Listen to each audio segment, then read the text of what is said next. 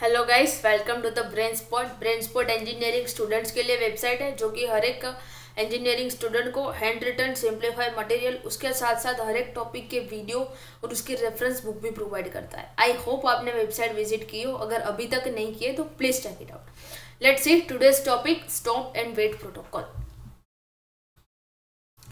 Stop and wait protocol का use करके हम जो भी डेटा ट्रांसफर करते हैं बिटवीन सेंडर टू रिसीवर, उसका फ्लो कंट्रोल करने के लिए डेटा लिंक लेयर में ये stop and wait protocol use होता है। स्टॉप एंड वेट प्रोटोकॉल के भी दो टाइप्स है, simplex stop and wait with ARQ।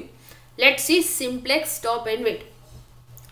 पहले डायग्राम देखते हैं, जिसमें डायग्राम में सेंडर एंड रिसीवर दोनों दिया हुआ है, जिसमें सेंडर डेटा सेंड कर रहा है, डेटा पैकेट सेंड कर रहा है और रिसीवर उसका अकोलेटमेंट भेज रहा है। मीन्स कि उसका ट्रांसमिशन एकदम सिंपल है। इसमें जब इस प्रोटोकॉल में simplex stop and wait protocol में sender at a one time एक ही पैकेट सेंड करता है, उसके बाद सेंडर पैकेट सेंड करना स्टॉप कर देता है, उसके बाद रिसीवर ने जो भी डेटा पैकेट रिसीव किया है उसका अकोलेटमेंट सेंड करता है। अगर उसको सेंडर रिसीवर को अकोलेटमेंट आ जाए फिर ही सेंडर दूसरा पैकेट सेंड करता है।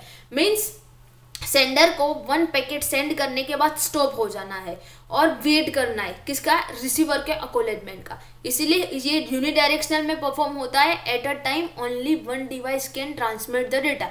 मीन्स कि अगर सेंडर डेटा ट्रांसफर कर रहा है तो रिसीवर डेटा ट्रांसफर नहीं कर सकता, रिसीवर को वेट करना पड़ेगा। अगर रिसीवर अकोलेटमेंट सेंड कर रहा है तो सेंडर डेटा ट्रांसफर नहीं कर सकता, सेंडर को वेट करना पड़ेगा।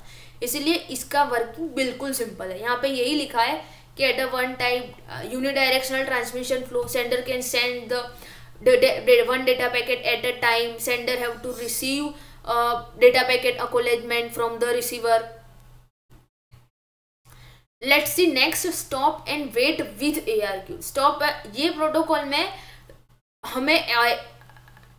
प्रोटोकॉल में जब जो simplex wait and stop and wait protocol था, इसमें सेंडर को डेटा पैकेट सेंड करने के बाद स्टॉप हो जाना था, पर कितने टाइम के लिए स्टॉप पैकेट सेंड करना स्टॉप करके रिसीवर का अकोलेटमेंट ना आए तब तक वेट करना होता था, पर कितने टाइम के लिए वो नहीं पता था। इसीलिए इसमें stop and wait with ARQ में टाइम आउट एंड रीट्रांसमिशन दो मेथड यूज होती है, जिसमें हम एक डायग्राम के थ्रू देखते हैं।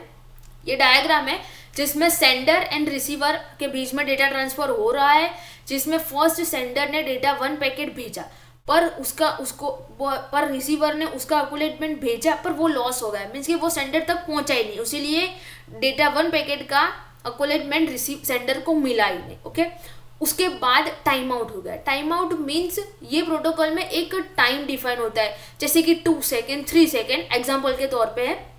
जितना भी टाइम आउट लिखा हुआ है उतने टाइम आउट तक ही सेंडर को अकोलेटमेंट रिसीव करने का वेट करना पड़ता है, उसके बाद उसे फिर से रीट्रांसमिशन करना होता है।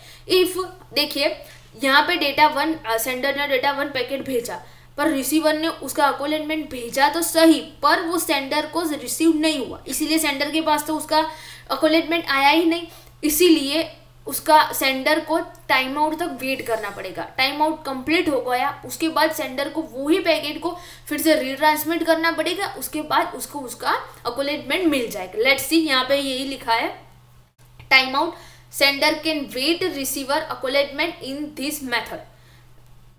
सम अमाउंट ऑफ टाइम होता है, उसमें उतने टाइम में सेंडर को वेट करना होता है रिसीवर के पैकेट का। Thank you.